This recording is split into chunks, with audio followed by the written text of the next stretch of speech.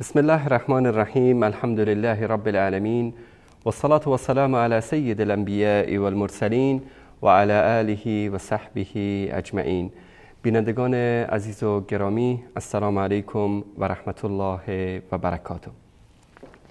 با قسمت دیگری از برنامه منهاج السنه در خدمت شما عزیزان هستیم. قبل از اینکه وارد موضوع برنامه بشیم، من از تک تک شما عزیزان عذر میخوام که برنامه با تأخیر شروع شد به دلیل مشکلات فنی که ما در استودیو جدید داریم. انشاءالله سعی میکنیم که در آینده این مشکلات تکرار نشه و سر وقت انشاءالله در خدمت شما عزیزان باشیم. عرض سلام و ادب دارم خدمت استاد گرامی جناب مولانا عبدالقدوس دهقان. جناب استاد بفرمایید. الحمدلله رب العالمین و الصلاة والسلام علی نبینا محمد و علی آله و صحبه اجمعین.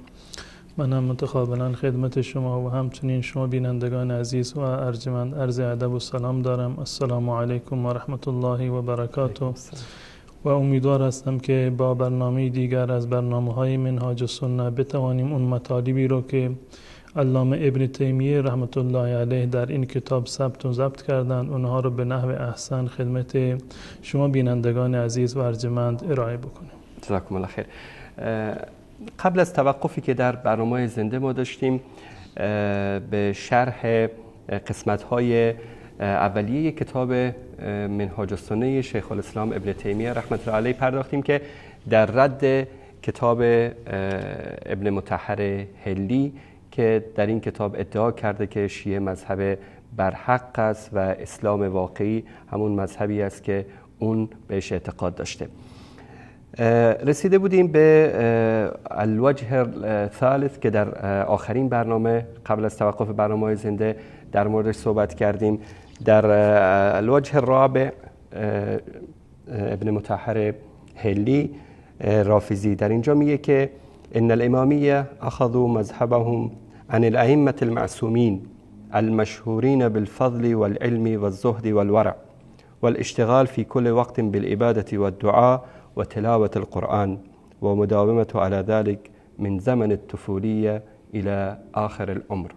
جناب استاد ادعای بزرگی است که گفته که امامیه مذهبشون رو از ائمه معصومین گرفتن که مشهور هستند به علم و تقوا و پرهیزگاری و همیشه مشغول عبادت و دعا و تلاوت قرآن بودن از زمان طفولیتشون تا آخر زندگی. این ادعای ابن مطهر حلی رو شیخ الاسلام ابن تیمیه رحمت الله علیه چگونه جواب داده؟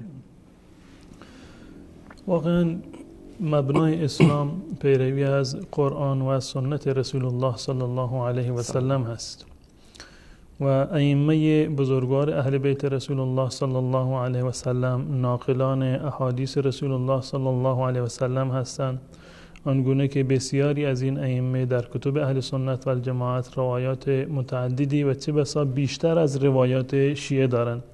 البته منظورم روایات صحیح هست که بیشتر از روایاتی هست که شیعه از اهل بیت رسول الله صلی الله علیه و سلم دارند.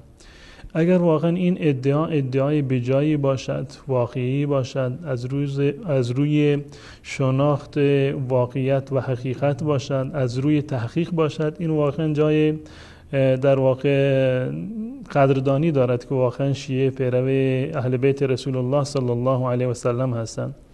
و اگر ثابت شد که نیستند، باید باشند. اگر که هستند واقعا حقیقت و واقعیت این هست، خب ما بهشون تبریک میگیم که واقعا شما پیروی اهل بیت رسول الله صلی الله علیه و سلم هستید.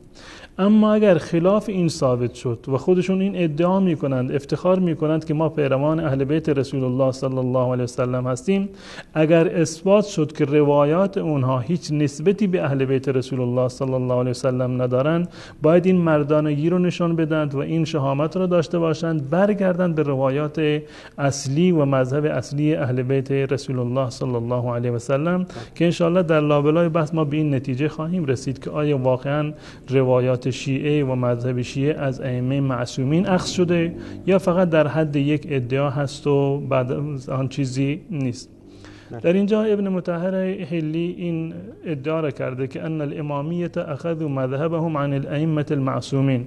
این وجه چهارم هست. یعنی قبلا ما بیان کردیم خدمت بینندگان عزیز که ابن مطهر گفته بود که مذهب شیعه بهتر هست، حقتر هست، صحیحتر هست، واقعیتر هست. برای اتباع ما باید اون اتباع بکنیم به چندین دلیل.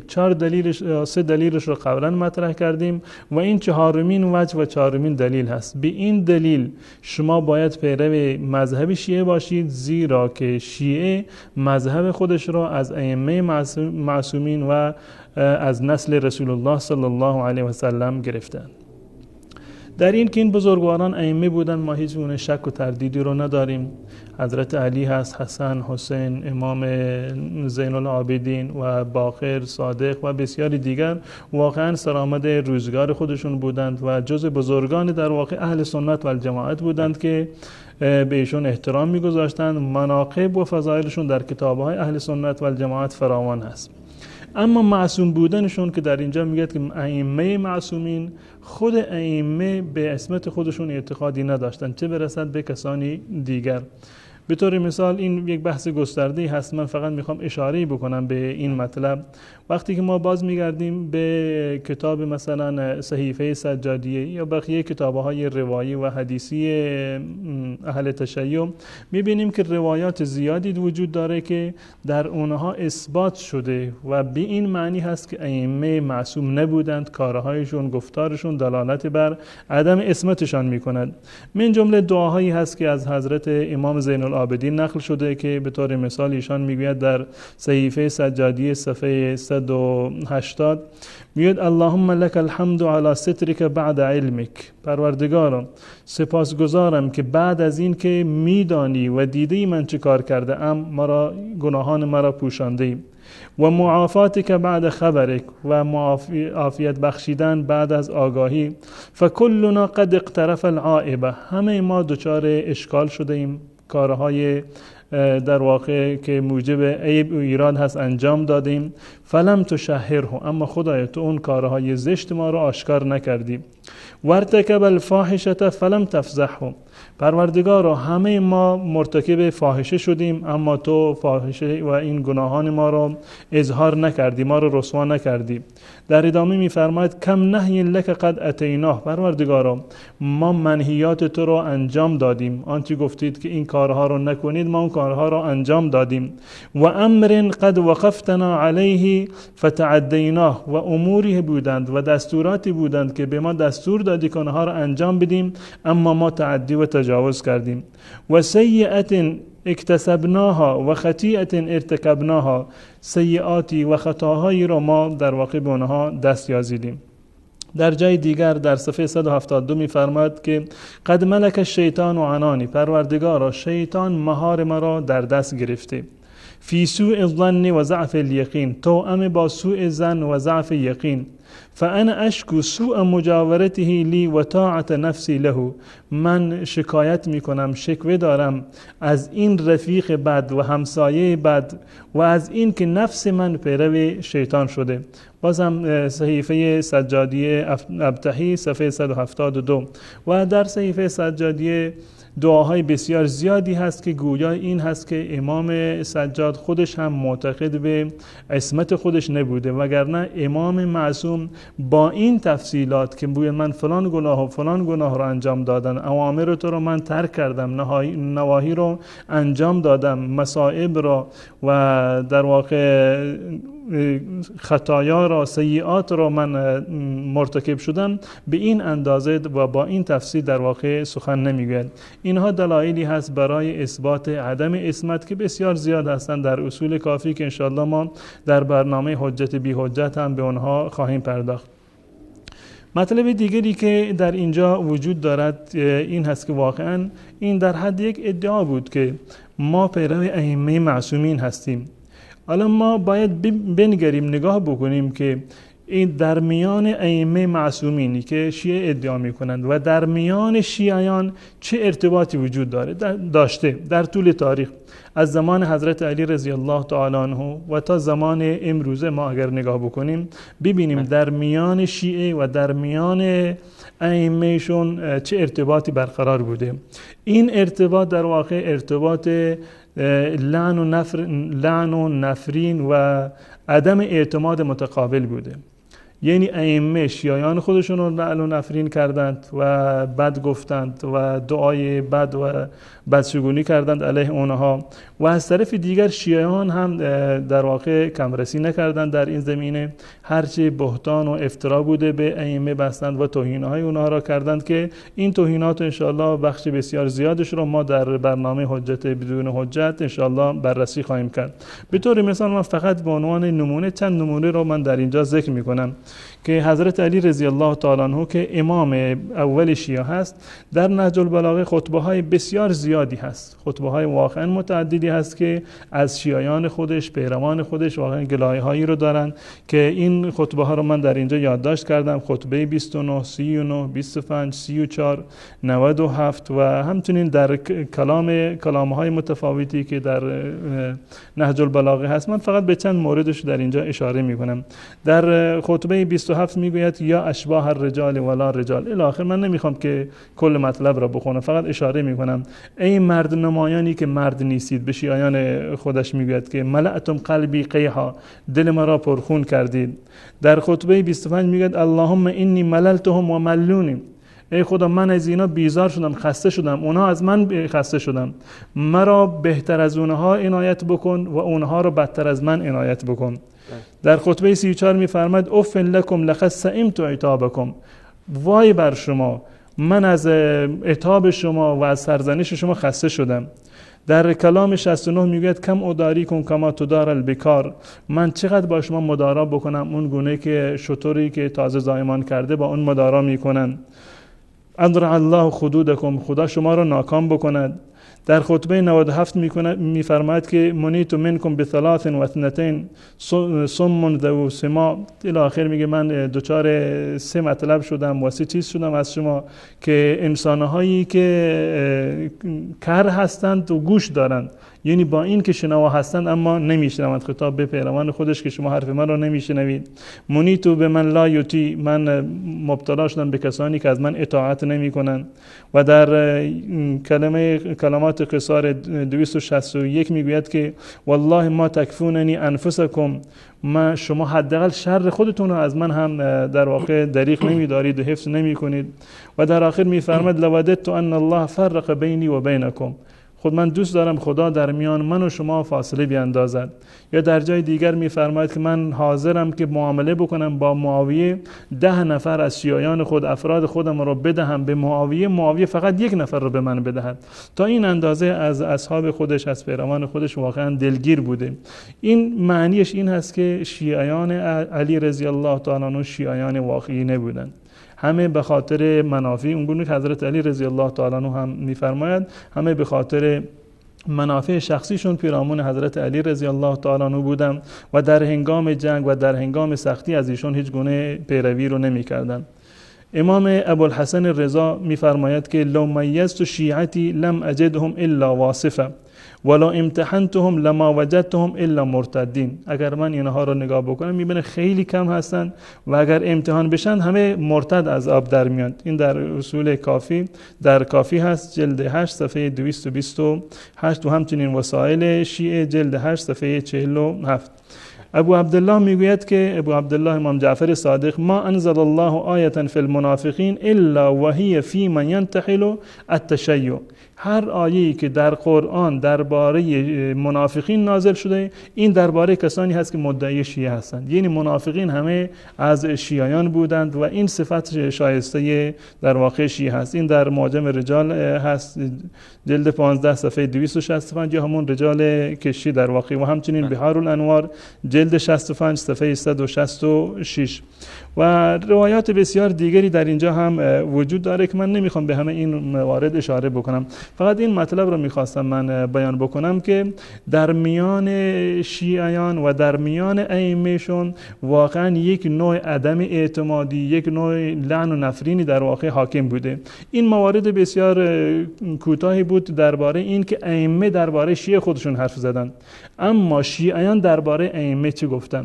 روایات بسیار زیادی هست، مانند درباره شخص رسول الله صلی الله علیه وسلم که در روایاتشون آوردند که رسول الله صلی الله علیه وسلم سحر شده.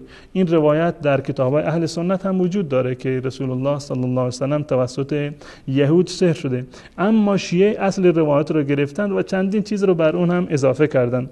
به طور مثال در روایت شیعه اومده که رسول الله صلی الله علیه وسلم سحر شدند به اندازه‌ای که نمیشنیدند، نمیدیدند، لا یسمع ولا یبصر ولا یتکلم، گنگ شدند رسول الله و لا یاکل ولا یشرب الی آخر. یعنی این همه عوارض رو داشتن، در صورتی که واقعیت چیزی غیر از این هست، اون چیزی که نزد اهل سنت و الجماعت و در روایات اهل سنت و الجماعت هست. حضرت علی رضی الله تعالی عنه که اولین امامشون هست، یکی از صفاتهای بارز حضرت علی رضی الله تعالی عنه را کچل شکم گنده معرفی کردند. کچل شکم گنده با همین لفظ که اصله بطین هست. این در بحار الانوار جلد 35 صفحه 54، خصال صدوق صفحه 189 و در روایات بسیار زیادی و جاهای دیگری هم اومده. و جالب اینجا هست که مجلسی به خاطر دفاع نمیگوید که این اشتباهی شده، راوی دروغگو هست، این حدیث جعلی هست، آمده این را توجیه کرده، میگه که علت شکم گندگی حضرت علی رضی الله تعالی عنه این بوده که علم زیادی داشته. از بس که علمشون زیاد بود نمیتونست این علم رو بیرون بریزه، بیان بکنه، مجالی برایش فراهم نشد، نهایتا شکم حضرت علی رضی الله تعالی عنه گنده شد که قطعا این یک نوع افترایی هست و تهمت و اهانتی هست به ساحت حضرت علی رضی الله تعالی عنه. این مطلب رو آقای مجلسی در جلد 35 صفحه 54 آوردن. درباره حضرت فاطمه زهرا رضی الله تعالی عنها قبلا هم این مطلب رو من بیان کردند که گفتند که سینه های ایشون به اندازه‌ای بوده که روی شانه می انداختند و از پشت سر بچهای خودشون رو شیر می دادند. این رو در این مطلب در کتاب اللمعة البیضاء تبریزی انصاری اومده صفحه 234.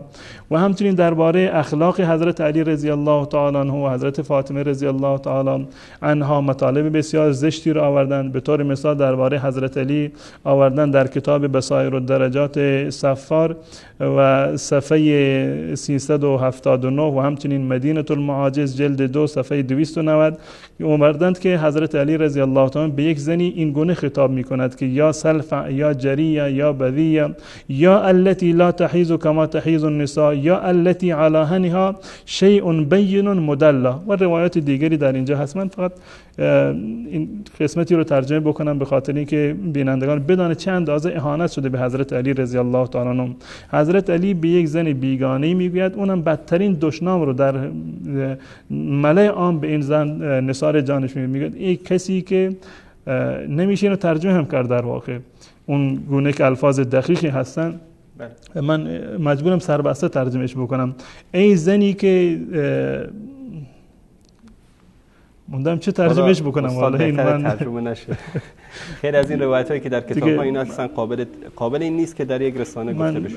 معذرت میخوام نمیتونم اینو ترجمه بکنم، فقط کسانی که عربی بلدن شاید همینقدر من کافیه اشاره بکنم که انگار حضرت علی این زن رو لخت مادرزاد دیده، داره بدنش و مواقع حساس جسمش رو داره توصیف میکنه که چه شکلی هست و چه حالتی داره و الی آخر که نمیخوام اینو به جزئیات بپردازیم.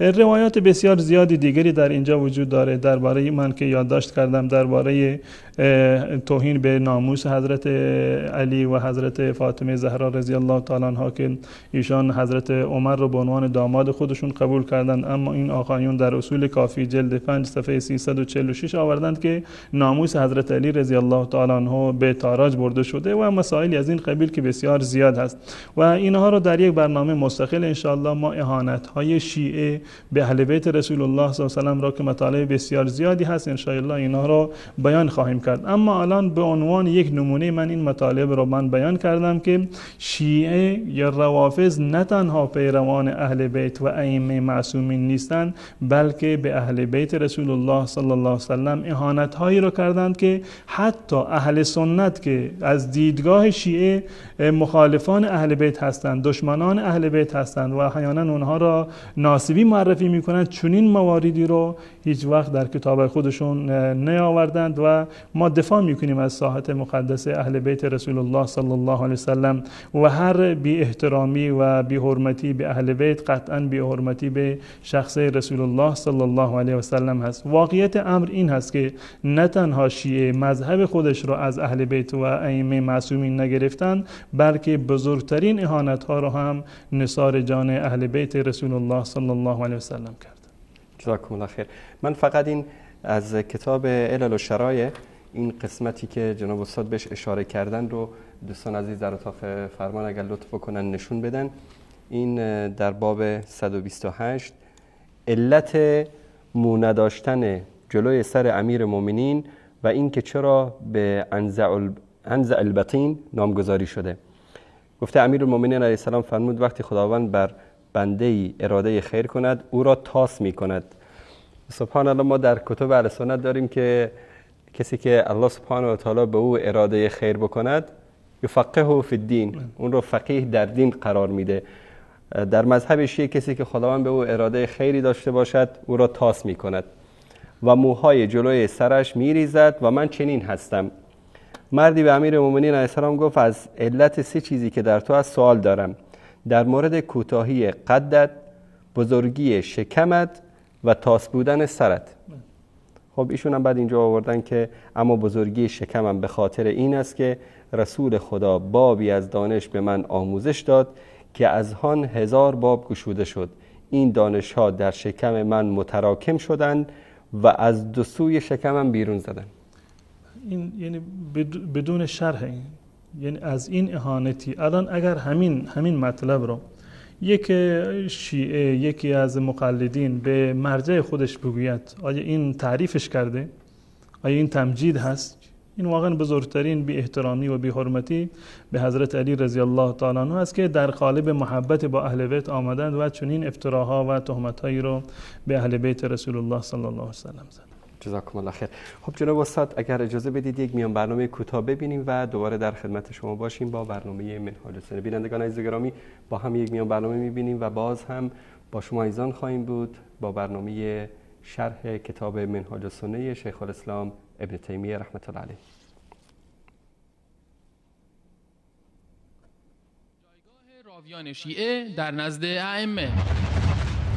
مثلا نگاه کن بحث روات به چند تا شاخص برخورد داریم، مثل زراره، ابو بصیر، محمد بن مسلم. اینا خودشون فقیه بودن و خودشون در دین استوانی بودن. بالاخص زراره که اصلا چون با یک هم فقیه بود و هم با امام خیلی نزدیک بود، خدمت امام می اومد، از امام سوال میکرد و معمولا عین کلام امام رو مکتوب میکرد و سایر روات از امام مطلب رو میگرفتن، نقل به معنا میکردن، اون نقل به معنا رو مکتوب میکردن و اما اینا خودشون فقیه بودن، یعنی در دین صاحب نظر بودن، نکات رو از امام سوال میکردن و بعضا عین کلام امام رو مکتوب میکردن. بینندگان محترم، علم جرح و تعدیل و بررسی سند حدیث نزد اهل سنت جایگاه والایی دارد. اهل سنت هیچ حدیثی را بدون بررسی سند آن قبول نمی کنند و شیعیان مدعی‌اند که احادیث خود را از اهل بیت روایت کردند، اما با چه سندی؟ آنها هیچ توجه و عنایتی به بررسی سندها و جدا کردن احادیث صحیح از ضعیف نداشتند، چون غالباً هیچ راوی از راویان آنان نیست مگر اینکه در مورد وی 2 قول وجود دارد. قولی او را توثیق و تعدیل می کند و قول دیگر او را تضعیف می کند و یا حتی لعنش می کند و او را از اسلام خارج می نماید. به طور مثال می بینیم که محدث مشهورشان زراره بن اعین که این آخوند علم و فقه و تقربش به امام را می ستاید و بنا به گفته آنان از یاران 3 تن از امامان یعنی باقر، صادق و کاظم رحمهم الله بوده است، پرونده اش چنین است: 1. اصلیتش مسیحی بود و پدر او برده رومی بود. شیخ طوسی در کتاب الفهرست صفحه 104 میگوید زراره از خانواده نصرانی بود و جدش سنسن یا سبسن یک راهبه نصرانی بود و پدرش برده رومی بود که برای بنی شعبان کار میکرد. 2. زراره کینه زیادی از اسلام داشت، لذا خود را مسلمان جا زد و در کوفه زندگی کرد. نزد امام صادق میرفت و در کلاس‌های او شرکت میکرد و اظهار ارادت زیادی به ایشان نشان میداد، تا جایی که امام صادق به او اعتماد کرد و از او در چند جای تعریف نمود. این تعریف‌ها باعث شد که در کوفه بسیار شناخته شود و چون شناخته شد و مردم به او اعتماد کردند و او را از یاران ابی عبدالله شناختند، تصمیم شوم خود یعنی دروغ نسبت دادن به اهل بیت را عملی ساخت. لذا هر وقت فرصتی پیدا می‌کرد، دروغ‌هایی از این بزرگوار در کوفه منتشر می‌کرد و هر وقت امام صادق با به میل او سخن نمی‌گفت، به مخالفت می‌پرداخت. در رجال کشی جلد 2 صفحه 57 روایت شده است که او در مورد تشهد از ابا عبدالله 3 روز پرسید و یک جواب حاصل نمود. وقتی خارج شد گفت در ریشش و گفتم او هرگز پیروز نمی شود. شما در این حدیث می بینید زراره یک بار سوال می کند، روز بعد دوباره سوال می کند و روز سوم متوجه می شود که نمی تواند رأی امام را تغییر داد، لذا با جمله آخر هدفش را از تکرار سوال مشخص می کند. او سعی می کرد هر طوری که خود می خواست دین را ارائه دهد، نه آنچه شنیده بود. 3. وقتی امام متوجه این رفتار زراره و دیدگاه او نسبت به خودش می شود، او را در جاهای مختلفی لعن کرد و تکذیب نمود. در رجال کشی جلد 1 صفحه 150 و 151 و 160 روایت شده است که ابو عبدالله جعفر صادق فرمودند خدا زراره را لعنت کند، خدا زراره را لعنت کند، خدا زراره را لعنت کند. ابو عبدالله 3 مرتبه این کلمات را بر زبان آورد و در روایت دیگر فرمودند این زراره بن اعین از کسانی است که خدا در کتاب خود درباره آنها چنین اعمالی که انجام داده اند می رویم و همه را همچون ذرات غبار پراکنده در هوا قرار می دهیم. و در روایت دیگر فرمودند زراره از یهود و نصارا و از کسانی که گفتند که خدای سومی نیز با خداست هم بدتر است. حال سوال این است که چرا شیعه نمی خواهد این شخص ضعیف نشان داده شود و همه این روایت ها را نادیده می گیرد، در حالی که یکی از این جملات برای ساقط شدن یک شخص از اعتبار کافی است. علت این است که اعتقادات شیعه بر اساس روایات این شخص و امثال آن بنا شده است، لذا اگر این روایت را ضعیف بدانند دیگر چیزی از مذهب باقی نمی مانند. مجبورند همه این روایات را توجیه کنند و یا آنها را ضعیف بدانند، در حالی که راویان همین احادیث در جاهای دیگر مورد پذیرشند.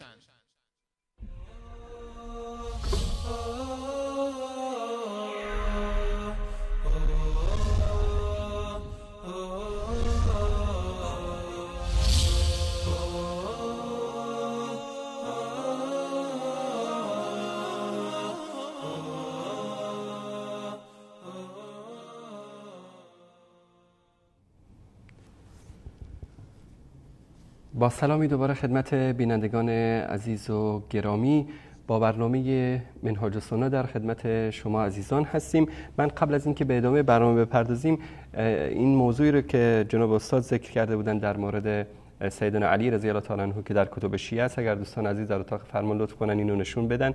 این کتاب بهارالانوار هست از محمد باقر مجلسی و این قسمت همین روایتی است که جناب استاد بهش اشاره کردن. اگر دوستان عزیز بتونن زوم کنن به این حدیث شماره 1003 عن ابی عبدالله در مورد همین خانومی که پیش سیدنا علی رضی الله تعالی عنه اومده و ایشان خصوصیات این خانوم رو در منبر گفتن که حالا نگن که این روایت رو وهابی‌ها درست کردن. این در صفحه 451 کتاب فتن و در بهارالانوار مجلسی است. خب جناب استاد، ما اون نص کلام هلی رو که گفتن که ما مذهبمون رو از ائمه معصومین میگیریم، آیا واقعا شیعیان امروز این اعتقاد و دین و فقه و عبادت و همه اعمالی رو که انجام میدن مباشرتاً مستقیما از سیدنا علی رضی الله تعالی عنه و ائمه اهل بیت گرفتن؟ در واقع اگر نگاه بکنیم که این مستقیما و مباشرتاً از ائمه معصومین، به فرض این که بپذیریم که ائمه معصوم بودن، هیچ یکی از اونها مباشرتاً این روایت خودشون را، مذهب خودشون از ائمه معصومین نگرفتن. امام معصومی که فعلا وجود دارد باید قابل دسترسی می بود، باید از اون دین رو اخذ می کردن، مذهب رو باید از اون می گرفتند، که امام مهدی هست که کسی به اون دسترسی نداره و سراغش هم در واقع کسی از ایشون سراغی هم ندارن. و شیعه مجبور شدند که با وجود این ادعا که مذهب خودشون رو از معصومین میگیرن، مجبور شدند که از افراد غیر معصوم، از راویان حدیث بیان مذهب خودشون رو بگیرن. راویان حدیث چه کسی هستند؟ اینو ما انشاءالله بهش اشاره خواهیم کرد، بخواهیم پرداخت که اینها چه کسانی بودند. گذشته از این که معصوم نبودند، آیا انسانهای مؤمن و متقی بودند؟ آیا انسانهای عادلی بودند؟ انسانهای ثقی بودند؟ یا انسانهای مجهولی؟ که قبلا در جلسه دیشب هم برنامه حجت بی حجت گفتیم که در بنابر تحقیق آیت الله محسنی از 37 راوی اصول کافی حدود 23 نفرشون مجهول و مهمل و به اصطلاح مختلفی هستند، فقط 15 نفرشون ثقی هستند، اونم به اعتراف آقایون و با همون اصول که دارند. اما واقعیت و حقیقت واقعا هم چیز دیگر هست. اما من دوست دارم در اینجا اشاره بکنم به یک آماری.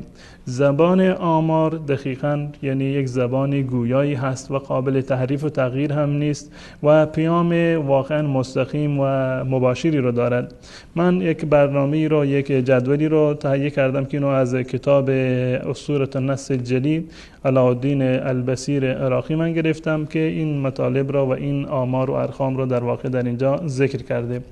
مرویات اهل کسا در کتب اربعه، ما میدونیم که اهل کسا برترین اهل بیت رسول الله صلی الله علیه و سلم هستند. حضرت فاطمه، حضرت علی، حسن و حسین رضی الله تعالی عنهم اجمعین، برترینشون، عالمترینشون، نزدیکترینشون به رسول الله صلی الله علیه و سلم و برترینشون و مقربترینشون نزد الله متعال قطعا این افراد بودند. حضرت فاطمه زهرا و حضرت علی، حسن و حسین رضی الله تعالی عنهم اجمعین. الان ببینیم که شیعه در کتاب‌های اصول خودشون، در کتب اربعه و 4 کتاب و منبع اصلی خودشون چقدر روایت از این بزرگواران دارند. رسول الله صلی الله علیه و سلم در تمام کتب اربعه که کتب اربعه تقریبا روایاتش و احادیثشون بالغ بر 40,000 روایت هست. کتب اربعه رو که یک جا حساب بکنیم فقط اصول کافی 16199 یا به تعبیری و بنابر نظر بعضی 16121 هست. و امروز من این جلد به اصطلاح چاپی رو که در اینجا داریم من شماره گذاریم کرده بود روایات اصول کافی رو، من که اینها رو شمردم دیدم 16368 روایت هست بر اساس چاپ الامیره که این تعداد روایتش بود. به هر صورت از میان کتب اربعه با بالغ بر 40,000 روایت رسول الله صلی الله علیه و سلم 644 روایت را دارند. سبحان الله. فقط 644 روایت. حضرت علی رضی الله تعالی عنه 690 روایت. فاطمه زهرا مطلقاً روایتی رو ندارند، نه در اصول کافی و نه در بقیه کتب اربعه. حضرت حسن رضی الله تعالی عنه 21 روایت دارند و حضرت حسین هم 7 روایت دارند. این روایاتی هست که بنابر تحقیق علاءالدین البصیر در کتب اربعه شیعه از این بزرگواران وجود داره که به تعبیر خودشون 5 تن پاک یا اهل عبا و اهل کسا هست. و در کتاب اصول کافی اگر بخوایم یک مقایسه دقیق تری بکنیم، اصول کافی تعداد روایاتش یعنی فقط بخش جلد اول دومش که معروف است به اصول کافی 3791 روایت هستند، یعنی تقریبا مشابه با روایات غیر مکرر صحیح بخاری و صحیح مسلم و بقیه سنن اربعه اهل سنت و الجماعت هستند، گرچه بعضی از اونها مانند سنن نسائی حدود 5000 روایت رو دارند. اگر بخوایم دقیقاً مقایسه بکنیم ما میبینیم که روایات رسول الله در اصول کافی 21 روایت هستند. عجب. بله، روایات رسول الله که از رسول الله نقل شده که به اصطلاح اول اهل بیت هست و نفر اول اهل بیت هستند در واقع و اهل بیت افتخارشون این است که به رسول الله صلی الله علیه و سلم منتهی میشوند. ایشون فقط 21 روایت در اصول کافی دارند. حضرت علی رضی الله تعالی عنه که ابوالائمه هست و امیر المؤمنین هست و اولین امام و برترین امامشون هست، در جلد اول این کتاب 38 روایت داره و در جلد دومش 30 روایت، یعنی مجموعاً 68 روایت دارن. حضرت فاطمه زهرا مطلقاً روایتی رو ندارن. حضرت حسن در اصول کافی فقط یک روایت دارن و حضرت امام حسین فقط 3 روایت بیشتر ندارن در اصول کافی. الان با این ادعا باز هم می شود، یعنی با چی روی میان ادعا می کنند که ما مذهب خودمان را از ائمه معصومین گرفتیم، برترین کتاب شما، بالاترین کتاب شما، قدیمی ترین و موثق ترین کتاب شما اصول کافی هست. در اصول کافی رسول الله 21 روایت داره، علی 68 روایت داره، فاطمه هیچی ندارند، حسن و حسین مجموعاً 4 روایت بیشتر در اصول کافی ندارند. یعنی باورش مشکله، یعنی واقعا حضرت فاطمه هیچ روایتی نداره در این کتب اربعه؟ قطعا حضرت فاطمه رضی الله تعالی عنها هیچ گونه روایتی رو نداره. من یادم هست مدتی قبل این مسئله مطرح شده بود که در اصول کافی روایتی از حضرت فاطمه زهرا رضی الله تعالی عنها وجود نداره. منتها میدونیم که شیعه از همون روز اول، از زمانی که عبدالله ابن سبع یهودی بوده تا به امروز کارشون روی تدلیس و فریب دادن مردم هست. خب جوابش خیلی راحت بود. اصول کافی رو برمی داشتند که بله این اصول کافی هست، باز میکردن صفحه فلان حدیث فلان، صفحه فلان حدیث فلان، 10 تا روایت 20 تا روایت از اصول کافی می آوردند که اینها از حضرت فاطمه زهرا هست. بسیار راحت معلوم میشد که اهل سنت دروغ میگن که شما از فاطمه روایت ندارید. خیلی راحت بود، اما این کار رو نکردن. تنها روایتی که در اصول کافی و بقیه‌شون کتبشون از حضرت فاطمه این است که جابر رضی الله تعالی عنه میگه من رفتم نزد فاطمه، دیدم که لوحی پیشون هست، معروف است به حدیث لوح، که اینو در برنامه حجت بی حجت ان شاء الله ما نقد هم خواهیم کرد. فقط این یک روایت است. اما آقایون چیکار کردند؟ اومدند در برنامه زندهشون یک کتاب بسیار بزرگی را به نام موسوعه فاطمه الزهرا، یعنی که روایات فاطمه زهرا 10-12 جلد اینقدر اینو گذاشته بودن جلوی دوربین. آهای مسلمانان، آهای اهل سنت، ای شیعیان، ببینید به ما تهمت میزنند که ما از فاطمه زهرا روایت نداریم. این کتاب همهش مال فاطمه زهرا هست. ما اینو نخواستیم، گفتیم از کتاب اصول کافی بیای شما یک روایت به ما نشون بدید که ندادید.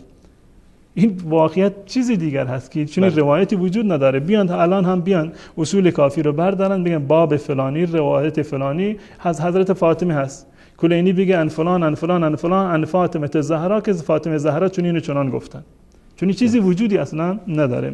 اما بیایم و یعنی اگر یعنی از عاقلانه ما بیاندیشیم روی این مسئله، اگر شیعه واقعا برترین امامشون حضرت علی هست باید بیشترین سهم را می داشتند. یعنی بنابر اگر بر اساس ترتیب و اولویت بود بیشترین روایات شیعه باید از حضرت علی می بود، زیرا که ایشان یعنی مدت زیادی به خلافت رسیدن، عملا قدرت در دستش بود، منبر در دستش بود، خب میتونستن حرف بزنن و مطالب خودشون رو بیان بکنن، برخلاف بقیه ائمهشون که مدعی هستند که تقییم میکردند. که این ادعا هم ادعای دروغی هست که انشالله ما بینم خواهیم پرداخت. باید به ترتیب بود، یعنی اول حضرت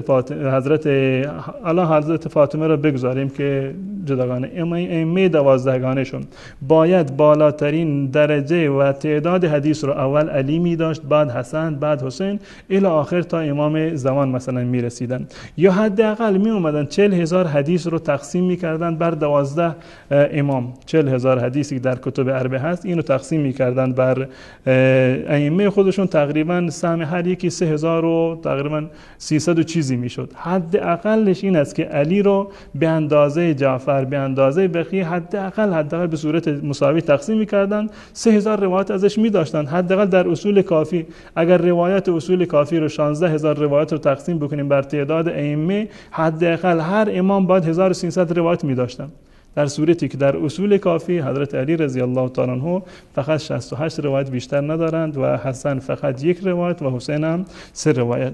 اما ببینیم واقعیت چی هست. این ادعای حلی، یعنی این که ما اهل تشیع مذهبمون برگرفته از اهل بیت رسول الله صلی الله علیه وسلم هست، پیروان واقعی اهل بیت هستیم و اهل سنت پیروان اهل بیت نیستن. بیایم مقایسه بکنیم روایات حضرت علی رضی الله تعالی عنه را در کتب اربعه، در کتب سته اهل سنت و الجماعت با روایات حضرت ابوبکر و عمر و عثمان. آقایون یعنی دوست دارن همیشه که این انگ رو بزنند و این اصطلاح رو جا بندازند که ها سنیا عمری هستند، بکری هستند. خب بیاین نگاه بکنید که آیا ما بکری هستیم، عمری هستیم یا علوی هستیم.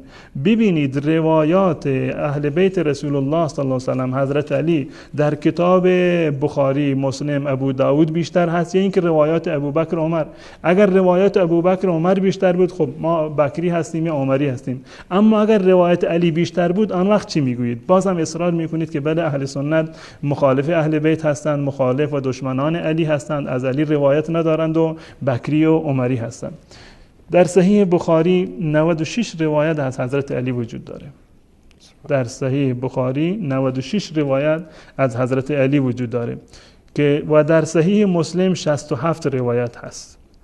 یعنی اینو مقایسه بکنید با اصول کافی، یعنی کتب سته اهل سنت رو یک طرف بگذارید و اصول کافی رو که برترین کتاب شیعه هست اونو یک طرف بگذارید. در کتاب صحیح بخاری با همون تکرارش که وجود داره 7000 خورده حدیث هست، اما اصول کافی 16000 هست. در 16000 یا در 3000 و تقریبا خورده حدیث که جلد اول دوم دارن، 3791 روایت، گفتیم فقط 68 روایت رو داره. اما حضرت علی در صحیح بخاری 96 روایت، در صحیح مسلم 67 روایت، در سنن ابو داود 110 روایت، در سنن ترمذی 142 روایت، در سنن نسائی 137 روایت، در سنن ابن ماجه 109 روایت، در مسند احمد که همه احادیثش رو جمع کرده 804 روایت ما داریم از حضرت علی رضی الله تعالی عنه، و در سنن دارمی 118 روایت هست. مجموع این کتاب‌های اهل سنت و الجماعت، یعنی به ترتیب اولویت کتاب‌های اهل سنت و الجماعت هستند که مرجع هستند، یعنی احادیث احکام رو ما از این کتاب‌ها می‌گیریم، احادیث اعتقاد و باورهای ما رو از این کتاب‌ها می‌گیریم. مجموعه این روایات رو اگر شما جمع بکنید 1583 روایت میشن. یعنی تنها امام احمد از کل کتب شیعه بیشتر روایت کرد. از کل کتب شیعه اصلا، یعنی حتی بقیه کتاب‌های یعنی اهل سنت و الجماعت اگر مقایسه بکنیم واقعا تعداد روایات اهل سنت که از حضرت علی دارن واقعا بیشتر هست. اما مجموع این کتاب‌ها میشوند 1583 روایت از حضرت علی رضی الله تعالی عنه. کتب اربعه رو که نگاه کردیم چیزی به 1000 روایت مجموعاً هم نمیرسند، یعنی روایات حضرت علی رضی الله به 1000 که هیچی، یعنی 690 حضرت علی دارند و بقیه که هیچی، یعنی حضرت علی فقط 690 روایت در 40000 روایت رو دارند در واقع. کتاب‌های اهل سنت، کتب سته اهل سنت رو اگر ما جمع بکنیم به اندازه اصول کافی هم نمیشند که جدای مسند امام احمد و سنن دارمی. به هر صورت مجموعه این روایات 1583 روایت هستند از حضرت علی رضی الله تعالی. حالا بیایم روایات ائمه ثلاثه و خلفای ثلاثه رو نگاه بکنیم. در تمام این کتاب‌ها حضرت ابوبکر صدیق رضی الله تعالی 210 روایت دارند، علی 1583 روایت، ابوبکر 210 روایت، عمر 977 روایت. روایات علی 1583 هست. عثمان 313 روایت دارند در کل این کتبی که من خدمت شما عرض کردم، و علی 1583. اگر مجموع روایات ابوبکر و عمر و عثمان را جمع بکنیم میشن 1500 روایت و روایت حضرت علی 1583 روایت. یعنی اگر خلفای ثلاثه را ابوبکر و عمر و عثمان را یک طرف ما بگذاریم و روایات علی را نزد اهل سنت در یک طرف بگذاریم، روایات علی از هر سه نفر از خلفای راشدین به صورت اجتماعی و یک جا بازم روایتش 83 روایت ما بیشتر داریم. این واقعا یک حقیقت آشکاری هست که برن نگاه بکنن در این کتاب‌ها. پس بنابراین این ادعا که شیعه مذهب خودش رو از ائمه معصومین میگیرن سنت یک ادعای واقعا بیجایی هست، سزاوارتر هست که اهل سنت این ادعا را بکنند، زیرا که در کتاب‌های اصول اهل سنت روایات حضرت علی رضی الله تعالی عنه بیشتر هست و روایات حضرت بقیه حسن و حسین فاطمه زهرا هم در کتاب اهل سنت خیلی زیاد است. در اصول کافی هیچ گونه روایتی، در کتب اربعه هیچ گونه روایتی از حضرت فاطمه زهرا نیست، اما در صحیح بخاری 9 روایت از حضرت حسین هست و در مسند امام احمد 7 روایت از فاطمه هست و از حسن و حسین هر یکی 18 روایت هست و حضرت بخاری و بقیه یعنی روایات اهل بیت رو به صورت گسترده ذکر کردن. اضافه بر این یک نقطه دیگری هست که ما در اینجا لازم میدونم به اون اشاره بکنم، محبتی که اهل سنت با اهل بیت رسول الله صلی الله علیه و سلم دارن. این یک چیزی نیست که من امروزه اینو کشف کرده باشم و به خورد مردم بدم، بلکه از نخستین روزی که اولین منبع و مرجع حدیثی اهل سنت و الجماعت نوشته شده، در همون زمان یک بابی مخصوص فضائل ائمه اهل بیت و فرزندان رسول الله صلی الله علیه و سلم بوده. به طور مثال این هر کتابی از کتاب‌های روای اهل سنت رو شما نگاه بکنید، این مراجع و این در واقع ابواب در اونها وجود داره. به طور مثال امام بخاری که متوفای 256 هستند، قبل از یعنی آقای کلینی هستند، کلینی به دنیا نیومده بوده که امام بخاری این کتاب رو نوشته و این فضائل رو در کتاب خودش ذکر کرده. امام بخاری در کتاب فضائل که باب شماره 62 صحیح بخاری هست، در کتاب الفضائل چندین باب داره. باب 9 این کتاب به این عنوان هست: باب مناقب علی ابن ابی طالب القرشی الهاشمی ابی الحسن رضی الله تعالی عنه.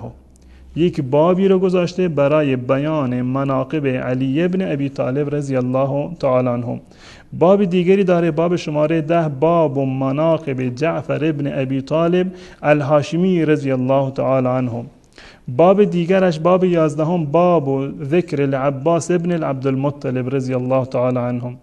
باب مناقب رسول الله صلی الله علیه و سلم شماره 12: باب مناقب رسول الله صلی الله علیه و سلم و منقبت فاطمه علیه السلام بنت النبی صلی الله علیه و سلم. اینها عنوان ابواب اصول کافی هست درباره فضائل اهل بیت رسول الله صلی الله علیه و سلم. صحیح بخاری بله.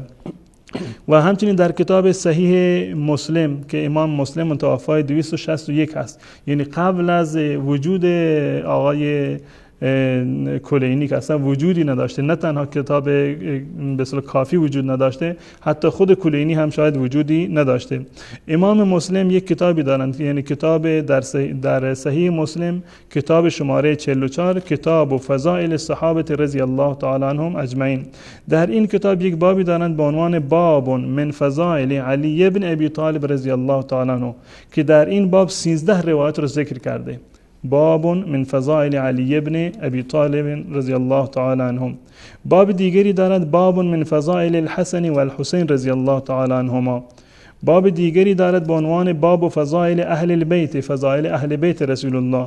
باب دیگری به عنوان باب من فضائل فاطمه بنت النبی صلی الله علیه و سلم. در هر کتاب، اینا 2 کتاب اساسی و صحیح اهل سنت هستند که من مثال زدم. در بقیه کتاب‌ها شما نگاه بکنید، هر کتابی از کتب حدیثی اهل سنت ابوابی رو اختصاص دارند برای بیان فضایل اهل بیت رسول الله صلی الله علیه و سلم. آیا باز هم جا دارد و این ادعا می شود ادعا کرد که شیعه مذهب خودشون رو از اهل بیت گرفتند، پیرو اهل بیت هستند، دوستدار اهل بیت هستند و اهل سنت عکس اونها هستند. و جالب اینجا هست که حتی امام نسائی رحمت الله علیه که متوفای سال 303 هست، در زمان غیبت صغرا زندگی می‌کرده. در زمان غیبت صغرا زندگی می‌کرده که این خودش یک فضیلتی هست پیش آقایون. امام نسائی رحمت الله علیه یک کتابی دارند با عنوان خصائص علی ابن ابی طالب رضی الله تعالی عنه که امام نسائی یکی از نویسندگان کتب ششگانه اهل سنت است، یعنی 6 کتاب معتبر روایی و حدیثی اهل سنت و الجماعت، یکی از نویسندگانش یکی از این کتابها امام نسائی هست. امام نسائی در کنار کتاب سنن نسائی که دارند یک کتاب دیگه دارند به نام نام خصائص علی رضی الله تعالی عنه که این کتاب رو دکتر احمد میری رحمت الله علیه تحقیق کرده بود در دانشگاه که به جزای این عمل دولت ایران ایشون هم از بین برد که چرا این کتاب رو تحقیق کرده و اتهاماتی که به عنوان یک مسلمان و در واقع به تعبیر آخرین وهابی بودن به ایشون زدن. یعنی نمیخواستن مردم بفهمن که اهل سنت هم به اهل بیت احترام دارن و فضایل اونا رو در کتاباشون ذکر کردن. بله قطعا این حربه تبلیغاتی که دارند این هست که ما پیرو اهل بیت هستیم، ما در واقع دوستدار اهل بیت رسول الله صلی الله علیه و سلم هستیم، جان خودمون را فدا میکنیم، احادیث اهل بیت رو ما گرفتیم، ما داریم بر اونها عمل میکنیم. اما اهل سنت از مسیر اهل بیت رسول الله صلی الله علیه و سلم منحرف شدن. اما واقعیت که به کتابها برمیگردیم میبینیم که یک چیز دیگر هست و کاملا 100% برعکس است. روایاتی که ما از حضرت علی رضی الله تعالی عنه داریم بیشترشون صحیح است، اما بیاند آقایون از کتابهای خودشون یک روایت صحیح بر اساس معیار خودشون از یک نفر شیعه عادل معرفی بکنن، اصلا وجودی نداره که یک حدیث صحیح اونگونه که خودشون معرفی میکنند حدیث صحیح را که یک امامی عادل که عادل باشه که محدثین به اصطلاح عدالتش رو بیان کرده باشند از یک عادل دیگری مثل خودش روایت بکنه، بیارند اهل تشیع تمام علما و مراجعشون فقط یک حدیث صحیحی که مطابق با تعریف صحیحی که خودتون کردید صحیح اونو معرفی بکنید که بله ما یک روایت صحیح از حضرت علی داریم، اصلا وجودی نداره. اما بیشترین روایات اهل سنت که از حضرت علی رضی الله تعالی عنه دارند 100% صحیح هستند، مانند 96 روایتی که در صحیح بخاری هست و 67 روایتی که در صحیح مسلم هست. قطعا و 100% این روایات صحیح هستند که مشابه این روایات نزد شیعه حتی بر اساس اصول حدیثی خودشون هم اصلا وجودی نداره. پس بنابراین اهل سنت سزاوارتر هستند برای اهل بیت رسول الله صلی الله علیه و سلم و قطعا پیروی اهل بیت رسول الله صلی الله علیه و سلم رو دارند و مذهبشون به مذهب اهل بیت رسول الله صلی الله علیه و سلم نزدیکتر هست و یکی هست برخلاف مذهب و باورها و عملکرد شیعه. جزاکم الله خیر. جناب استاد اگر که در مورد تناقضات در مذهب شیعه ما صحبت بکنیم می‌بینیم که این مذهب سراسر تناقض است و کلیپ هایی که ما نشون دادیم بارها در شبکه، یعنی شما دو قول پیدا نمی کنید در این مذهب که در تضاد با اقوال دیگر وجود نداشته باشه. حالا اگر ما به قرآن کریم برگردیم در اون آیه دقیقا من نمیدونم ولو کان من عند غیر الله لوجدوا فی اختلافا کثیر، اگر که چیزی از نزد غیر الله سبحانه و تعالی باشه حتما شما در اون تناقضات و اختلافات زیادی میابید. آیا این مذهبی که اینا ادعا میکنن از اهل بیت گرفتن با این همه اختلافات و تناقضاتی که در این وجود داره، یعنی آدم گیج میشه که این در واقع اونگونه که شما اشاره کردی یکی دیگر از دلایلی هست که شیعه روایات خودش رو از اهل بیت نگرفتند، زیرا که اهل بیت رسول الله صلی الله علیه و سلم اون گونه که شیعه ادعا میکنند قطع نظر از اعتقاد اهل سنت و الجماعت معصوم هستند، دروغ نمیگویند، هرچی میگویند بر اساس وحی الهی هست. اگر امام آخری هم یک حرفی رو بزند معنیش این است که از پدر خودش و از آبا و اجداد خودش و از رسول الله اینو شنیدن و هیچگاه حرف رسول الله یا حرف امام با همدیگر متناقض و متضاد نیست. اگر شیعه واقعا اون چیزی رو که دارند یا اگر اصول کافی و فروع کافی واقعا گفتار اهل بیت رسول الله صلی الله علیه و سلم بود و از مشکات و منبع و سرچشمه رسول خدا صلی الله علیه و سلم تراویده بود، قطعا در میان آن اختلاف و تضادی وجود نداشت. اما این یک مشکل و یک معضل بسیار بزرگ هست و یک چالش جدی هست برای مذهب شیعه بر اساس اعتراف و تصریح بزرگان شیعه که از اصول کافی گرفته که ما قبلا این دیشب هم این مطلب رو بیان کردیم و امشب هم به اون هم اشاره میکنم و بقیه کتاب‌های اصلی و اساسی که دارن مانند شیخ طوسی در کتاب خودش. شیخ طوسی در کتاب کتاب تهذیب خودش که در اینجا من این کتاب را دارم که هست و در این کتاب خودش در همون ابتدای کتاب و در مقدمه این کتاب یک مطلبی را دارد که این مطلبی را در ابتدای کتاب صفحه 9 بنابر این چاپی که در اینجا هست میگوید که و کثیر منهم رجع عن اعتقاد الحق لما اشتبه علیه الوجه فی ذلك. این میگه بسیاری اومدند و از مذهب برگشتند به خاطر این اختلافی که در اینجا وجود داره. قبل از این میگه همون اولین خط کتاب الحمدلله ولی الحمد و مستحق و صلواته علی خیرته من خلقه محمد و آله و سلم تسلیما. یعنی به محض این که مقدمه رو مینویسه و خطبه رو که در یک خط هست اینو مینویسد، بعد از اون میگه که ذاکرنی بعض الاصدقاء، بعضی از دوستان اومدن پیش من این مطلب رو بیان کردند که ایده الله تعالی ممن اوجب حقه علینا، که اون دوستی که واقعا بر من حق داشت این مطلب رو بیان کرد که به احادیث اصحابنا ایدهم الله و رحم السلف منهم و ما وقع من الاختلاف و التباین و المنافات و التضاد. اختلاف و تباین و منافات و تضاد و تناقضی که در کتابهای ما وجود دارد. حتی لا یکاد یتفق خبر، حتی کمتر پیدا می شود خبری الا و بأزائه ما یزاده. هر حدیثی رو که ما نگاه بکنیم در برابرش یک حدیث متضاد وجود داره. ولا یسلم حدیث الا و فی مقابلته ما ینافیه. هیچ حدیثی وجود نداره مگر اینکه معارض داره این حدیث. حتی جعل مخالفون ذلك من اعظم الطعون علی مذهبنا. مخالفای ما اینو یکی از بزرگترین در واقع نقدها بر مذهب ما قرار دادن. این در تهذیب الاحکام همون جلد اولش و در همون اولین سطری که این کتاب رو در واقع شروع کرده و در مقدمه این کتاب هست. و اضافه بر این در کتاب‌های دیگر هم هست. در کتاب الوافی که اینجا باز هم ما یک نسخه رو از این کتاب داریم، در این کتاب باز هم بیان می کند که در صفحه 16 جلد 1 صفحه 16 این کتاب می آورد که فصار ذلك كله سببا لكثرة الاختلاف بينهم في المسائل و تزایده لیلا و نهارا. این اختلاف همچنان شب روز داره اضافه می شود. و توسع دایرته مددا و اعصار. هرچی مدت و عصر و زمان می گذرد دایره اختلاف در میان مذهب شیعه بیشتر می شود. حتی انتها الى ان تراهم یختلفون فی المسألة الواحدة على 20 قولا او 30 او ازید. در یک مسئله فقهی 20 فتوا 30 فتوا یا حتی بیشتر هست که با هم دیگر متضاد هستند. در یک مسئله، در یک حکم شرعی اگر 20 فتوا باشه که هر یکی با هم دیگر متضاد باشند، قطعا به همه نمی شود عمل کرد. در ادامه یک واقعیت تلخی رو بیان می کند. بل لو شئت اقول، اگر بخوای اینو میگم و این واقعیت رو افشا می کنم، لم تبق مسئله فرعیه لم یختلف فیها او فی بعض متعلقاتها. در مذهب شیعه هیچ مسئله فرعی و حکم اجتهادی و حکم فقهی وجود نداره که در اون اختلافی نباشه.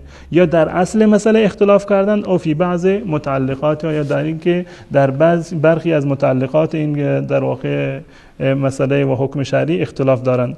همچنین اصول کافی که دیشب اینو مطرح کردیم، در اصول کافی میگه که ولا نجد شيئا احوط ولا اوسع من رد علم ذلك الى العالم وقبول ما وسع من الامر فيه بقوله عليه السلام بأي ما اخذتم من باب التسلیم وسعكم. میگه این اختلاف حل شدنی نیست. هر چیزی رو و هر حکمی رو که شما قبول بکنید، فقط این که معتقد باشید امام گفته، کاری به تضادش به تناقضش با روایت دیگر نداشته باشید. من معتقدم که این حرف امامه، صرف نظر و غض نظر از بقیه روایات که متضاد با این هستن، میگه عمل بکنید هیچ اشکالی نداره. و امروز من مطالعه کردم به یک مسئله باور نکردنی رسیدم که هنوز هم نتونستم این مسئله رو هضمش بکنم درباره اختلاف. اونم نه از کسی که فرد عادی باشه که میگیم که خب صاحب رأی و نظری نبوده، صاحب اجتهاد نیست، نظرش در مذهب معتبر نیست. این در واقع عرض بکنم چالش یا این مسئله بسیار یعنی سنگین از کتاب الاستبصار هست از شیخ توسی که جز کتب 4 شون هست. الاستبصار فی مختلف فیه من الاخبار. بله. این کتاب خودش درباره روایات مختلفی هست. این روایاتی که با هم دیگر تضاد دارند و متفاوت هستند که بعد از این شیخ طوسی کتاب دیگرش رو تهذیبش رو نوشت که بخواد به یک صورت این روایات رو جمع جور بکنند. در این کتاب در همون ابتدا و در آغاز کتاب، در همون صفحات اول و در مقدمه مؤلف، در همون صفحه دوم این کتاب است که در اینجا صفحه شماره 6 هست. بعد از این که ذکر می‌کند روایات متضاد، یعنی این مطلبی را که در کتاب دیگرش از تهذیب که خدمت شما قرائت کردم میآورد، در اینجا همون مطلب را میآورد و اضافه بر آن یک چیز دیگر میآورد. میگه اذ روی عنهم علیهم السلام انهم قالوا، یعنی همون حرفی رو که کلینی تکرار کرده بود، اذا اورد علیکم حدیثان ولا تجدون ما ترجحون به احدهما على الاخر. اگر دو تا حدیث روایت شد برای شما که شما نمیتونستید یکی از این احادیث رو ترجیح بدید، دو تا حدیث متضاد هستند، دو تا حدیث هستند که با هم دیگر منافات دارن، شما نمیتونستید ولا تجدون ما ترجحون به احدهما على الاخر مما ذكرناه کنتم مخیرین فی العمل بهما. شما اختیار دارید به هر کدوم عمل بکنید. دو تا روایت وقتی که اومد متضاد، متناقض، با همدیگر منافات دارن، شما اختیار دارید به هر کدوم که عمل بکنید خوبه. ولانه، دلیل دیگر، ولانه، این همون مطلبی هست که اصول کافی هم آورده بود. یعنی دیشب نشون دادیم. بله دیشب هم نشون دادیم، امشب هم اشاره به اون کردم. اما ادامه مطلب چی میگه؟ ولانه اذا ورد الخبران المتعارضان، وقتی که دو روایت متعارض وارد میشه، یعنی دو روایت متضاد و متناقض از یک امامی برای ما نقل میشوند، ولیس بین الطائفه اجماع علی صحت احد الخبرین، و در میان طایفه و در میان فرقه شیعه اجماعی وجود نداره که یکی از این روایات صحیح باشه و دیگرش باطل باشه. کسی اینو برای ما مشخص نکرده، اجماعی ندارند که یکی از این دو روایت صحیحه، واقعا قول امام هست، و روایت دوم باطل و ساختگی هست. وليس بين الطائفة اجماع على صحة احد الخبرين ولا على ابطال الخبر الاخر فكأنه اجماع على صحة الخبرين. این به معنی این است که هر دو تا خبر بالاجماع صحیحند. دو حرف متناقض متضاد 100% با هم دیگر منافات دارند. علما موندند که این دو تا حدیث رو چگونه جمع بکنند. کسی نگفته که کدوم یکی باطل هست و کدوم یکی صحیح است. میگه این به معنی اجماع هست که هر دو تا معتبرند. دو حرف متناقض. ما در قواعد خودمون در مذهب اهل سنت و الجماعت در قواعد حدیثی وقتی که دو تا روایت متضاد و متناقض باشه، این یک اصل است که اذا تعارضا تساقطا. وقتی که دو تا حدیث کاملا با همدیگر بالفرض معارض همدیگر باشند، با همدیگر منافات داشته باشند، هر دو تا از اعتبار ساقط میشن. اما در مذهب شیعه بنابر تصریح شیخ طوسی میبینیم که برعکس است. وقتی که دو روایت متضاد و که با همدیگر متنافی هستن وجود داشته باشه، این اجماع هست که هر دو تاشون در واقع صحیح هستند. اجماع على صحة الخبرين واذا كان الاجماع على صحتهما كان العمل بهما جائزا سائغا. وقتی که اجماع بر صحتشون هست پس بنابراین عمل کردن بر اونها هم جایزه، هیچ اشکالی نداره. این آیا با وجود این می شود گفت که باز هم یعنی شیعه ادعا بکنند که مذهب ما مستند هست به روایات اهل بیت رسول الله صلی الله علیه و سلم؟ این تناقض از کجا آمده؟ آیا واقعا ائمه شما انسانهایی بودند که متوجه نبودند، امروز یک حرفی رو میزدند فردا حرف دیگری رو میزدند؟ آیا این تناقض سرچشمه از خود ائمه شما هست یا این که از راویان غیر معصوم شما هست؟ اگر تناقض واقعا از ائمه باشه که اسمتشون زیر سوال میره. امامی که واقعا معصوم هست، مؤید من عند الله هست، احادیث متناقض رو در واقع نمیگه. و اگر واقعا این تناقض و تضاد از راویان شما هست، پس بنابراین این ادعا که شما مذهبتون رو از ائمه معصومین گرفتید، این یک ادعای بیجا و نادرست است. جزاکم الله خیر. جناب استاد اگر اجازه بدید من در مقام شیعیانی که حالا سالهاست در این به این مذهب و به این عقیده هستن، بهشون اینطوری گفته شده که خب این تعارضی که در اقوال ائمه وجود داره بنابر اون ظلم و به اصطلاح ستمی که بر ائمه اهل بیت در زمان خلفا و حکامی که در اون زمان بودن، اینا نمیتونستن که در بعضی از مجالس اون واقعیت ها رو به مردم بگن، و یک طوری میومدن تقیه میکردن. مثلا در جایی از شخصی مدحشو کردن، در جای دیگه بهش سب و لعن کردن. خب میگن در اون مجلس که سب و لعن کردن، اونجا چند نفر از جواسیس مثلا هارون الرشید بوده، امام اونجا اومده تقیه کرده. اولا این اختلافی که وجود داره درباره اشخاص نیست، گرچه درباره اشخاص خیلی زیاده. درباره کتاب رجال کشیر وقتی شما نگاه میکنید، درباره زراره یک جای لعن و نفرین اومده، در یک جای دیگه تمجیدش میکنن. درباره جعفر جوفی یک جای اومده که تمجیدش میکنن، در جای دیگر عکسش اومده. این اختلاف در اونجا هم وجود داره. اما بحث ما در روی دین هست، دیانت هست، احکام فقهی هست، بر روی اعتقاد هست. در این زمینه این دیگه جایی برای در واقع تقیه وجود نداره و این هم بررسی میکنیم. این یک ادعا هست برای فرار از این تناقض و از این تضادهای بسیار زیادی که در مذهب شیعه وجود داره و قطعا هم این گونه هست. من کتاب تهذیب الاحکام رو نگاه می‌کردم و قبلا وقتی که مطالعه می‌کردم، من وقت مطالعه این علامت می‌زدم روایاتی رو که بعد از اونها برچسب تقیه اومده، روایات بسیار زیاد، 166 170 187. به همین ترتیب من بسیار این روایت رو می‌خواستم مشخص بکنم، ببینید تعداد روایاتی که در این کتاب به عنوان روایاتی که بر اساس تقیه هست اینا رو مشخص بکنم. اما دیدم که نه، کاری هست که از عهده من ساخته نیست و قطعا این گونه هست. این فرمان شما درست است. برای پوشاندن این در واقع نقص اومدن گفتند که هر روایتی که مخالف هست اون به خاطر تقیه بوده، ولی اینکه در باب تقیه. و جالب اینجا هست که بیشترین روایات در کتب اربعه، هم در اصول کافی و کتب اربعه، فقط از 2 نفر از ائمه هست. یعنی اگر حساب بکنید شما روایات، این فقط 90% روایات شیعه از امام باقر و امام جعفر صادق هست. تا این اندازه روایت زیاد هست. به طور مثال من یادداشت کردم روایاتی رو در اینجا. محمد ابن مسلم مثلا 30,000 روایت از باقر داره. محمد ابن مسلم 30,000 روایت و مسئله از محمد باقر دارد و 16,000 روایت و مسئله از جعفر صادق، فقط یک نفرشون. جابر ابن یزید جوفی 70,000 روایت از باقر، اینم 70,000 روایت جز ناگفته هایش هست که میگه 70,000 روایت من دارم که هنوز اونها رو بیان نکردم، روایات دیگری رو که بیان کرده و قبلا در یکی از برنامه‌ها گفتیم بالغ بر حدود 140,000 روایت میشوند و بقیهشون به همین صورت میبینیم که بیشترین روایتشون از امام در واقع باقر و امام جعفر صادق هست. بعد اینا میان خورده میگیرن به ابو هریره رضی الله تعالی عنه که میگن حدیث زیاد روایتی. بله 5,000 روایت داره. اینجا نگاه نمیکنن که محمد ابن مسلم 30,000 فقط از یکی، جابر ابن یزید جوفی بالغ بر 100,000 روایت رو روایت کرده برای خودشون. اما واقعا میگن که عین الرضا عن کل عیب کلیلتون، چشم رضایت از هر عیبی کوره. اون عیب خودش رو وقتی که با دید رضایت نگاه بکنه اون عیب رو در واقع نمیبینن. اما من میخوام در اینجا یک واقعیت تلخی رو بیان بکنم.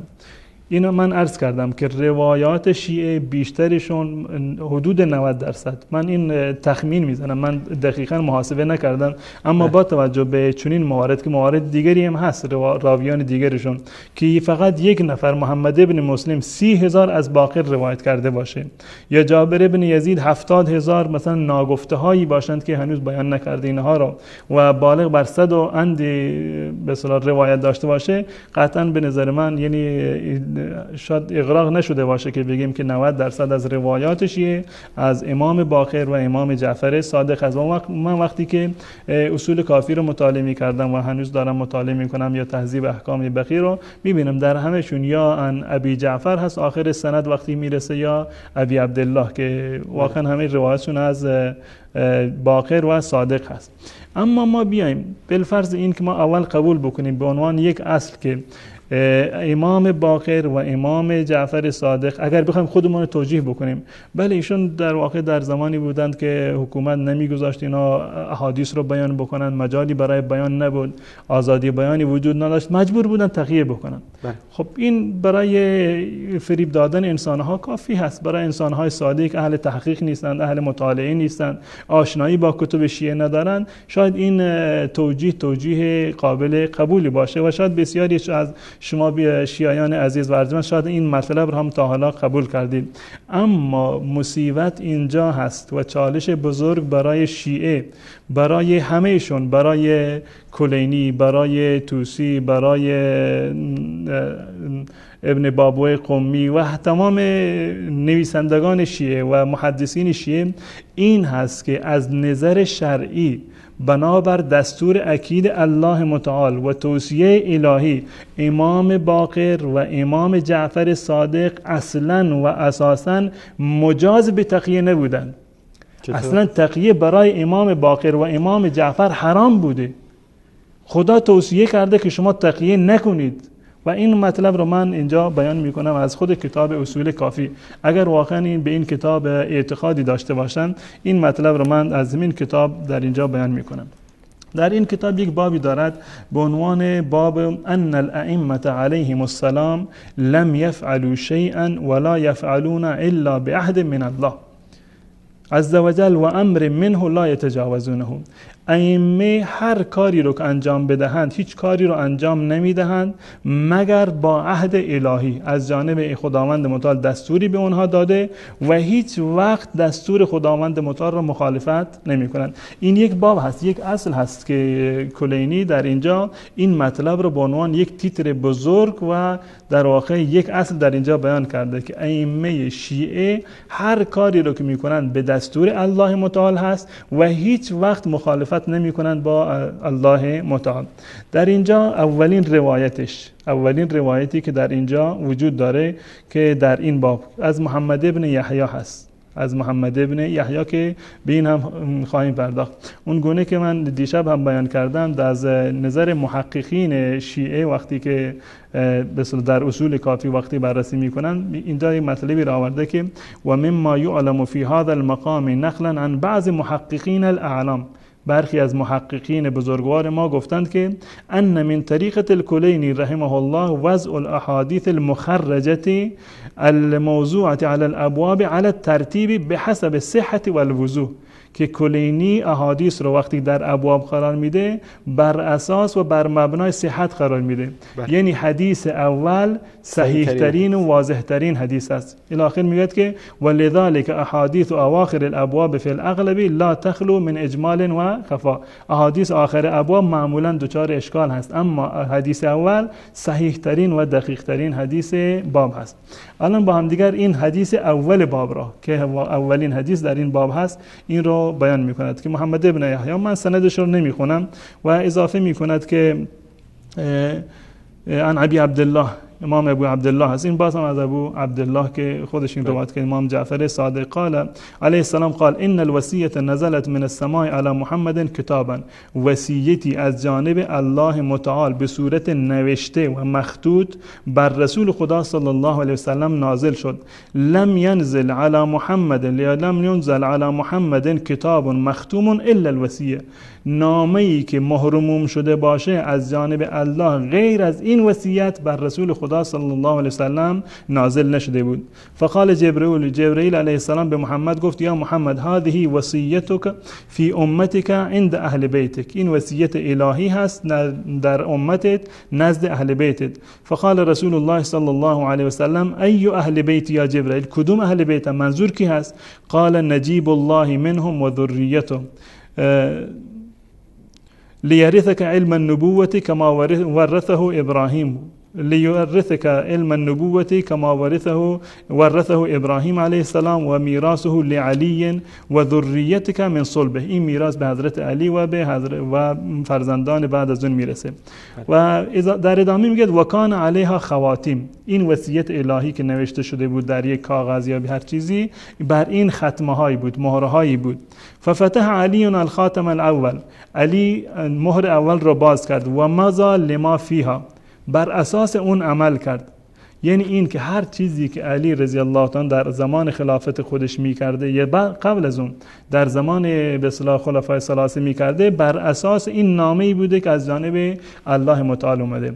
اگر به علی گفتند که حرفی نزن، بگذار خلافت رو غصب بکنن، این به خاطر دستور خداوند متعال بوده که اول خداوند متعال گفته من میخوام خلیفه بلا فصلش باشی، بعد در این وصیت اومده بود که علی 25 سال سکوت بکن. این نامه میگه که ائمه بر اساس دستور خدا عمل میکردن. بعد از این ثم فتح الحسن الخاتم، میگه حسن حسین هر یک از اینها هر یکی به اندازه خودشون به نوبت خودشون اون مهر مخصوص خودشون رو باز میکردند و بر اون عمل میکردند تا زمانی که میرسه به حضرت امام زین العابدین. ففتح الخاتم الرابع، امام چهارم زین العابدین مهر پنجم را باز کرد. فوجد فیها ان اسمت وطرق، که ساکت باش و دهانت رو لب ببند، این حرفی رو نگو. به این خاطر نمیدونم این توجیه هست برای این که از امام سجاد روایتی ندارن یا چه خاطر. امامی که از جانب خداوند متعال مأمور میشه که دهنتو ببند و ساکت باش و حرفی نزن. در هر صورت ما کاری با این نداریم. فلما توفی و مضى، وقتی که فوت کرد و رفت، دفعها الی محمد ابن علی، این نامه رو داد به محمد ابن علی، این امام باقر که بیشترین روایات، همین عرض کردم که 30,000 روایت تنها که محمد ابن مسلم داره یا جابر جوفی که 70 روایت ناگفته و بیشتر از 100 روایت دیگر دارند.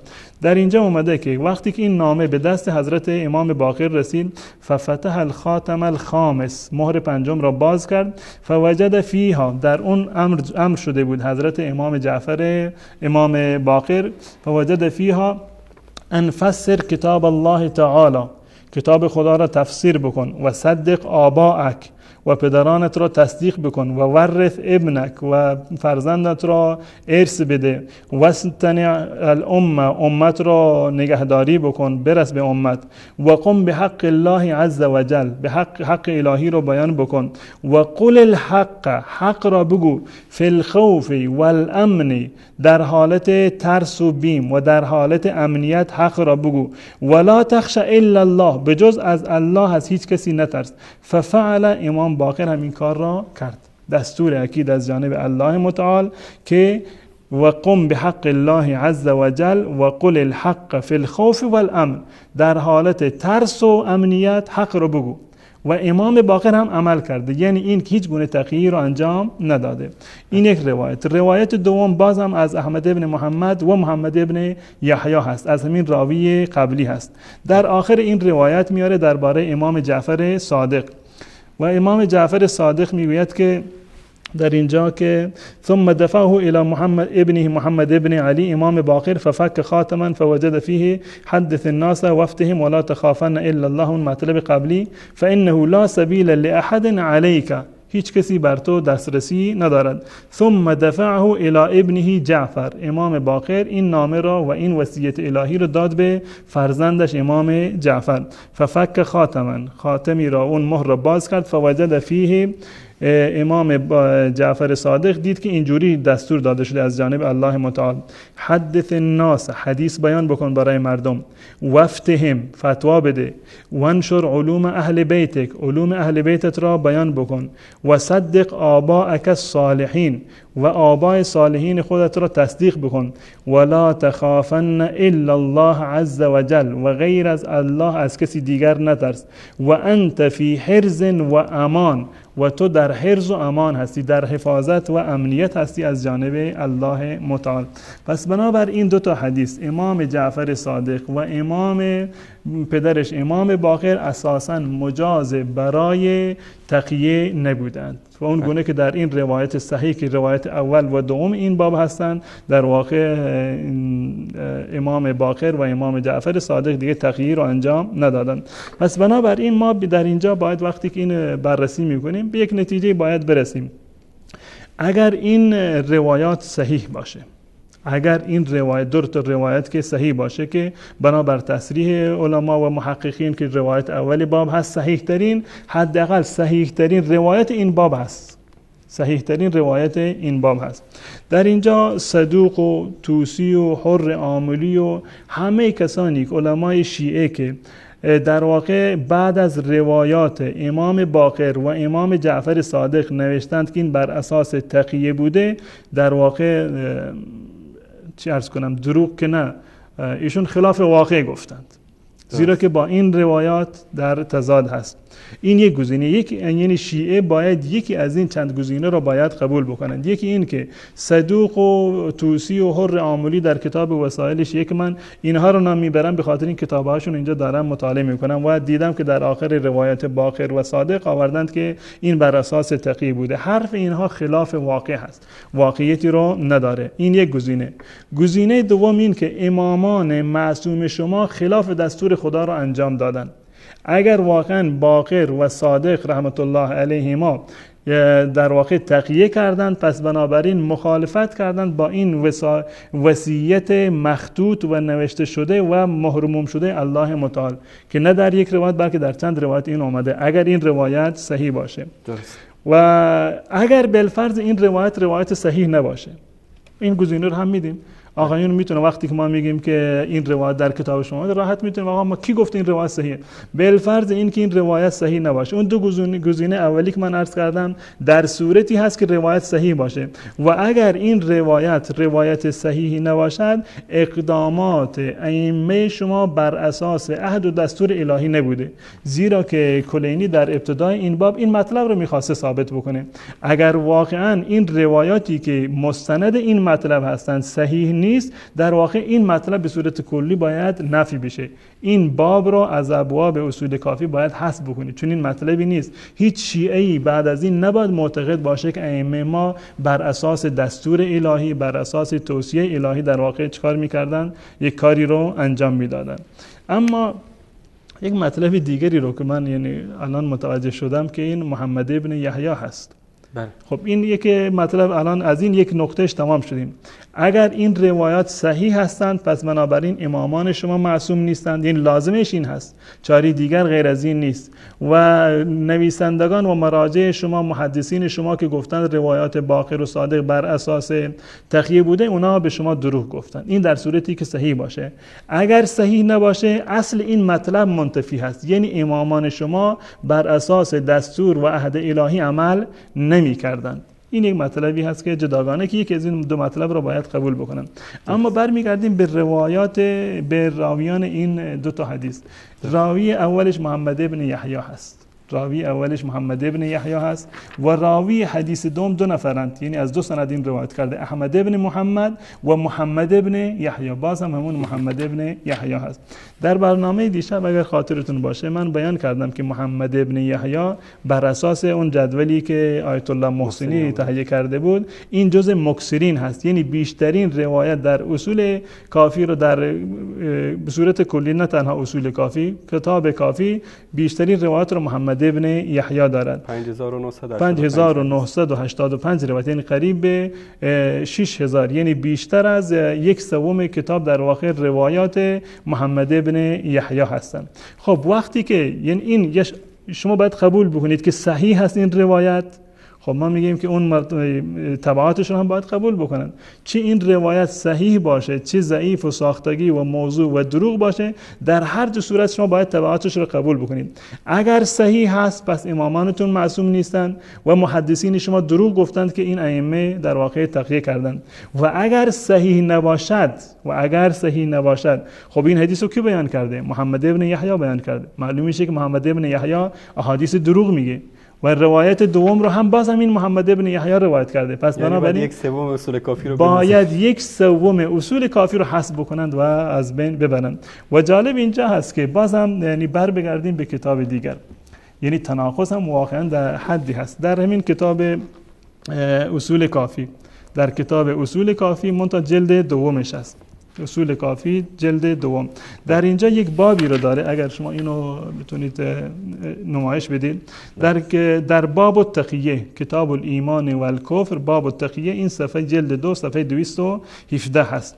در این کتاب چندین روایت، در این باب چندین روایت از محمد ابن یحیی وجود داره. از محمد ابن یحیی چندین روایت وجود داره.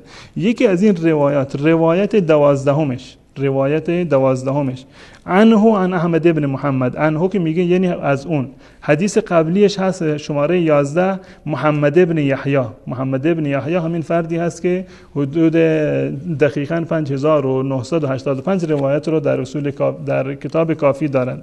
در اینجا روایتی رو داره در حدیث 12 عنه یعنی از محمد ابن یحیی عن احمد ابن محمد عن معمر ابن خلاد قال سألت ابا الحسن عليه السلام عن القيام للولاة فقال قال ابو جعفر. به من گفت که ابو جعفر گفته، یعنی نهایتا این روایت از امام ابو جعفر امام باقر هست. میگوید که امام باقر به من گفت که التقیة من دینی و دین آبایی ولا ایمان لمن لا تقیة له. همون کسی که در اون در باب اولی روایت کرده بود که امام باقر نامه ای رو از الله متعال دریافت کرده بود که در اون نوشته بود که تقیه نکن، در امنیت و در خوف و هراس در هر زمانی که باشی حق رو انجام بده و حق را بگو و عملا هم این کار را کرد. همون فرد اومده در اینجا از زبان امام ابو جعفر امام باقر امام ابو جعفر روایت کرده که التقیة من دینی و دین آبایی ولا ایمان لمن لا تقیة له. یعنی این که دو روایت کاملا متضاد و 100%. اگر واقعا چشم ببندیم اونگونه که آقای شیخ طوسی میگه که هر وقت که دو حرف نقیض و متناقض برای شما یکی گفت و دو تا روایت متناقض بود، یعنی هر دو تاشون درسته. پس بنابراین این با عقل ما جور در نمیاد که شیعه که عقل جزء اصولشون هست شاید اینو بتونند هضمش بکنند و بفهمند که دو حرف متناقض، دو روایت و دو فتوای متناقض هر دو تا حرف امام باشه، این واقعا برای ما قابل قبول نیست و فکر نمی کنم عاقل این رو قبول بکنند. پس بنابراین اگر روایت عدم تقیه امام باقر و امام جعفر صادق صحیح باشه، پس بنابراین ائمه‌تون معصوم نیستند و بزرگان و مراجعتون مانند صدوق و طوسی و حر آملی و بقیه دروغ گفتن در کتابای خودشون. و اگر این روایات ساختگی باشن، جعلی باشن، عاملش محمد ابن یحیی هست که 5985 روایت داره. این افراد دروغگو را و این افرادی که حدیث به اصطلاح غیر واقعی رو بیان میکنن، اینها رو باید شما مردانگی بکنید و احادیثشون رو از کتاب اصول کافی حذف بکنید. جزاکم الله خیر. جناب استاد، به لحظات پایانی برنامه رسیدیم. من تشکر میکنم از شما و از تک تک بینندگان عزیز و گرامی که تا این لحظه همراه ما بودن. البته یک سری مطالب دیگری مونده بود در موضوع برنامه امروز که انشالله در هفته آینده در خدمت شما عزیزان خواهیم بود. جناب استاد اگر سخن پایانی دارید در خدمت شماست. من فقط این حرف پایانی من این است که این تحقیقی که هست بر اساس واقعیتی که موجود در کتاب‌های شیعه هست و این واقعیت رو نمیشه تغییر داد. هر کسی که واقعا با اصول علمی این تحقیق رو انجام بدهد قطعا به همین نتیجه خواهد رسید که من رسیدم و قطعا انسان‌هایی که بدون تعصب هستند، انسان‌هایی که دنبال حق و حقیقت هستند، باید چون این نتیجه ای را، یکی از این گزینه‌هایی را که من عرض کردم باید بپذیرند. جزاکم الله خیر. بله بینندگان عزیز گرامی، در برنامه امشب ثابت شد که این ادعای ابن مطهر حلی که گفته مذهب شیعه مذهبی است که از ائمه معصومین گرفته شده، یک ادعای دروغ و باطل هست که شیخ الاسلام ابن تیمیه رحمت الله علیه در کتاب منهاج السنه اون رو بیان کردن و جناب استادم مستند از کتاب‌های چاپ شده که شیعه که مراجع اونا محسوب میشه این مطالب رو بازگونه بودن. تشکر میکنم از تک تک شما عزیزان که تا کنون بیننده برنامه منهاج السنه بودید. الله متعال به ما و به شما عزیزان توفیق پیروی از قرآن کریم و سنت رسول اکرم صلی الله علیه و آله و سلم رو نصیب کنه. الله یار و نگهدارتان باد. جزاکم الله خیر.